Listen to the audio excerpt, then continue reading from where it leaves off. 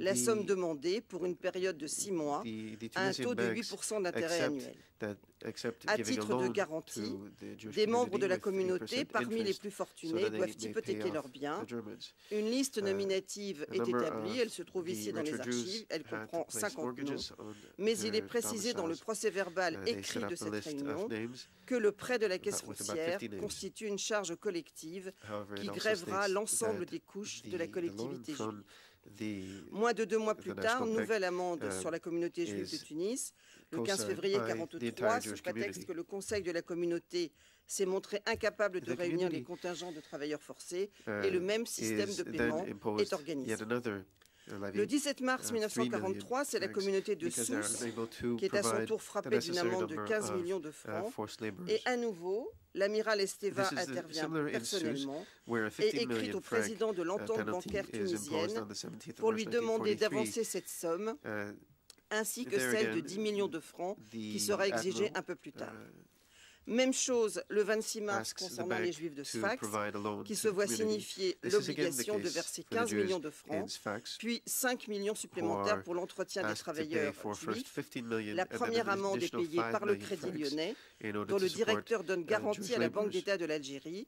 Celle-ci verse la somme contre le dépôt de traite correspondant au montant réclamé, les notables juifs de la ville ayant signé un acte garantissant le paiement de l'amende par leurs biens meubles et immeubles. Mais là aussi, il s'agit en fait d'une prise en charge collective. Il y aura la même chose le 27 mars 1943 à Gabès. Enfin, pas tout à fait la même chose, puisqu'en fait, les représentants des autorités allemandes vont directement se servir en fait, à la banque. Nous n'entrerons pas davantage dans le détail de ces opérations pour nous focaliser sur celle qui frappe la communauté de Djerba le 13 février 1943. En effet, c'est ce jour-là que les sbires du colonel Walter Rauf, déjà cité, infligent aux Juifs de Djerba une amende de 10 millions de francs, leur imposant un délai de 2 heures pour réunir cette somme. Devant l'impossibilité avérée de rassembler autant d'espèces en si peu de temps, et étant donné l'absence de tout organisme de crédit sur l'île, ils réclament alors 50 kilos d'or en brandissant la menace de l'exécution de 8 notables nominativement désignés comme otages en cas de non-application de cet ordre. Et bien que le 13 février fut un samedi, jour de Shabbat donc, et cela a beaucoup frappé les esprits.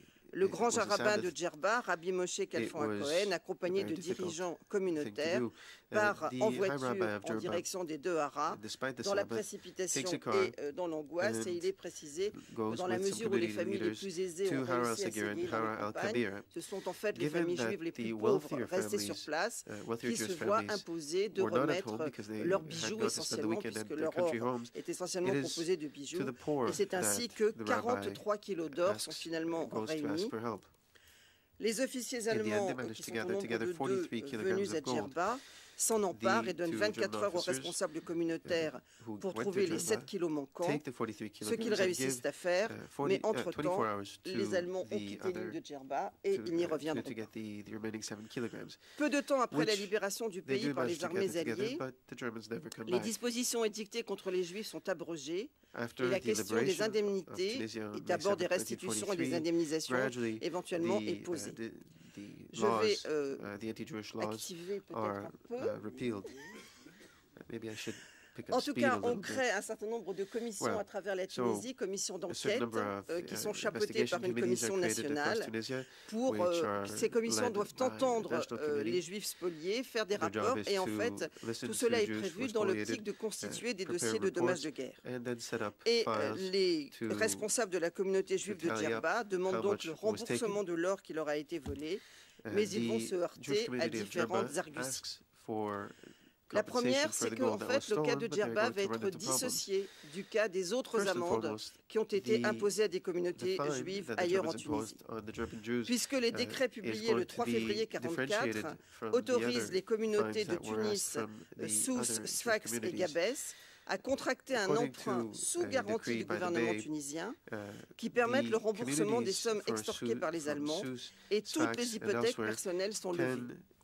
En revanche, la question de l'or de Djerba est réservée pour les motifs suivants. Premièrement, il est impossible de vérifier le poids de l'or remis aux Allemands, et d'ailleurs une partie de ce qui a été réuni n'a pas été versée. Deuxième point, le titre de l'or est inconnu. Troisième point, la prise de l'or par les Allemands a le caractère d'un pillage et n'entre donc pas dans les dommages de guerre. Il y a toute une série de documents et de correspondances émanant de responsables de la communauté de Djerba qui argumentent sur le fait que le pillage est l'acte de soldats ou de particuliers qui, de leur propre volonté, s'emparent eux-mêmes des objets qu'ils convoitent. Dans le cas de Djerba, écrivent-ils, c'est l'autorité allemande qui a imposé à une collectivité une contribution dans un délai déterminé et sous la menace, et ils réclament de bénéficier en fait, du même statut que les autres communautés. Ils considèrent aussi que dans la mesure où le décret bellical de février 1944 a placé la restitution des amendes dans le cadre des amendes des dommages de guerre, les Juifs de Djerba doivent pouvoir s'en prévaloir, puisque sont considérés comme dommages de guerre dans la loi française du 17 avril 1919 sur les dommages de guerre, je cite, les impôts, contributions de guerre et amendes dont auraient été frappés les particuliers et les collectivités. C'est au moins indiscutablement une contribution de guerre à laquelle ont été contraints les Juifs de Djerba. Ils avancent un autre argument. Il y a 7 kilos d'or qui sont toujours entre les mains du grand rabbin de Djerba, puisque ce sont les 7 kilos qui n'avaient pas pu être réunis le premier jour. Le grand rabbin ne sait pas quoi en faire. Il ne peut pas les rendre à leurs bénéficiaires, puisqu'en fait, il ajouterait de l'inégalité à la situation. Mais par le biais de ce document, on apprend qu'en fait, une liste nominative a été établie par le grand rabbin auprès des Juifs qui ont été spoliés ce jour-là, et que non seulement une liste nominative a été établie, mais qu'on sait quel poids d'or a remis chacun. Alors il est vrai que le décret bellical du 17 juillet 1947 prévoit que les dommages matériels certains et directs causés aux biens immobiliers et mobiliers par les faits de guerre sur tout le territoire de la Régence ouvrent droit à réparation intégrale. Et il est non moins vrai que la France est engagée à participer à concurrence de 80% aux dépenses en résultat pour l'État tunisien. Mais quand on lit de près les textes, on se rend compte que sont exclus des dispositions de ce décret, je cite, les fonds et espèces, qu'il s'agisse des biens meubles ou des biens immeubles. C'est-à-dire que l'or et les espèces sont considérés comme des biens somptuaires qui, en fait, ne sont pas indemnisables au titre des dommages de guerre, à l'instar d'ailleurs des dispositions qui sont prises en France métropolitaine. Ce n'est pas une disposition particulière à la Tunisie, ni particulière à la confiscation de l'or de Djerba. La question continue à se poser puisqu'on trouve encore des correspondances dont je vais vous faire grâce en 1950, 51, 52, 53. Les années passent.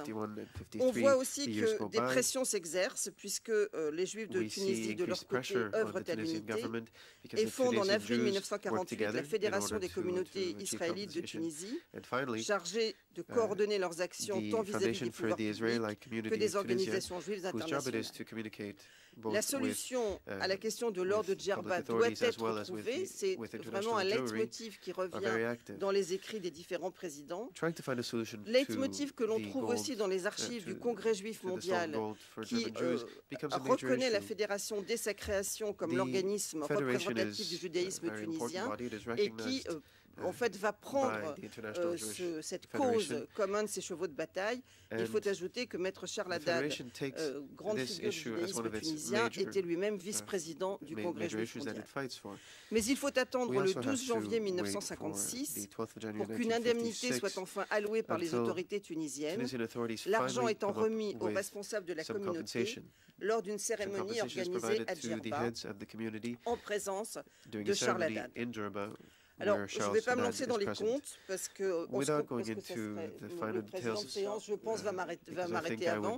En tout cas, on peut considérer que la communauté juive de Djerba a reçu l'équivalent du tiers de la somme qui avait été spoliée, ce qui, si c'est rapporté au ratio du nombre de familles juives spoliées, en fait, la différence représenterait à peu près 500 € pour chacune. On n'est pas dans des sommes gigantesques. En tout cas, il reste d'autres inconnus que je vais rapidement évoquer. D'abord, ce ne sont pas 50 kilos d'or, mais 43 qui ont été remis aux forces d'occupation allemandes. Il est précisé dans un document que j'ai évoqué précédemment que le grand rabbin de Djerba a conservé ces 7 kilos d'or par devers lui, faute de savoir qu'en faire dans l'immédiat afin de ne pas créer d'inégalité entre les membres de la communauté. Mais qu'est-il advenu par la suite? Nous ne le savons pas. Nous ne savons pas davantage si les sommes remises aux responsables communautaires en janvier 1956 ont été redistribuées aux familles concernées. Plusieurs témoins attestent du fait que des listes nominatives avaient été établies en février 1943, mais que sont-elles devenues 13 ans après les faits?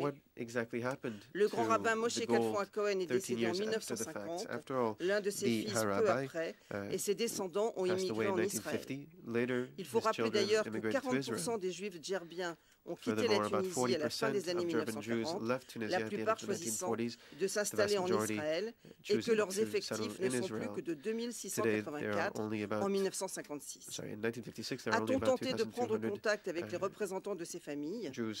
On trouve dans le fond du CADN plusieurs notes sur, je cite, la situation des Israélites nationaux tunisiens émigrés en Palestine en matière de dommages de guerre, et ces notes posent la question des démarches à diligenter pour trouver les ayants droit partis en Israël, mais il est difficile sur cette seule base de cerner précisément comment fut traité le cas de ceux qui se trouvaient ainsi dans ce qui est désigné dans ces documents comme un pays non ami de la Tunisie.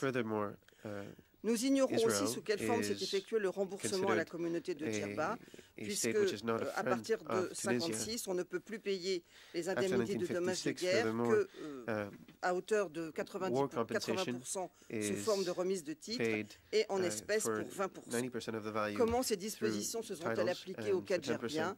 Nous ne le savons pas. Il demeure donc encore bien des pans d'incertitude quant à l'indemnisation de l'or qui a été volé en février 1943 aux Juifs de Djerba, lesquels, selon toute vraisemblance, n'étaient pas très bien armés pour faire valoir leurs droits, étant donné la baisse de leurs effectifs, surtout parmi les jeunes, et leur faible ouverture sur le monde extérieur. Comme nous l'avons dit, on sait qu'il y eut en janvier 1956, soit 13 ans après les faits, versement collectif d'une indemnité aux responsables de la communauté, à hauteur d'un tiers environ du montant de l'amende. Étant donné la disparition des acteurs directs de cet épisode, et dans l'état actuel de la consultation des archives, il est impossible de savoir si les spoliés ou leurs familles ont récupéré ce qui leur revenait de cette indemnité. Il y a encore des pistes à suivre, des recherches à mener pour tenter de cerner au plus près le réel historique. Signalons pour finir qu'il faudrait sans doute aussi mener des investigations sur l'issue de la question posée à Nabeul, dont la communauté se vit extorquer 354 000 francs, qui en 1952, le dernier document que j'ai trouvé est de cette date, n'avait toujours pas été remboursé. Je rappelle que la mission Matteoli n'avait pas intégré l'Afrique du Nord dans le champ de ses investigations sur les spoliations, et ces rapports, aussi précieux soient-ils pour l'historien, n'englobent pas ces questions. L'histoire des spoliations et plus encore celle des réparations en Afrique du Nord, et pour ce qui nous concerne aujourd'hui en Tunisie, et plus particulièrement à Djerba, an intrinsic part of the history of North Africa, and very much remains to be brought to light. Thank you.